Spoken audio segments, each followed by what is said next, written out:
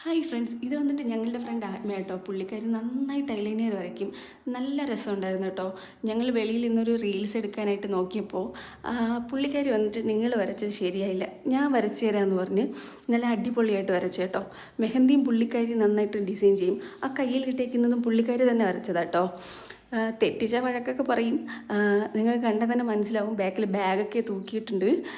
അമ്മമ്മയുടെ വീട്ടിൽ നിന്ന് പറഞ്ഞ വഴിയാട്ടോ പുള്ളിക്കാരി. അപ്പോൾ നല്ല ഭംഗിയായിട്ട് വരച്ചു. കോളേജിലും ഞങ്ങൾക്ക് എന്ത് ഫംഗ്ഷൻ വന്നാലും പുള്ളിക്കാരിയായിട്ടാണ് വരച്ചു തരുന്നത്. നല്ല അടിപൊളിയായിട്ട് ഐലൈനറും ഹെയർ സ്റ്റൈലിങ്ങും മെഹന്തിയും ഒക്കെ ഡിസൈൻ ചെയ്യും. നല്ലൊരു എന്താ പറയുക, ഒരു വെറൈറ്റിയാണ് കേട്ടോ എപ്പോഴും. അപ്പോൾ അത്രയേ ഉള്ളൂ.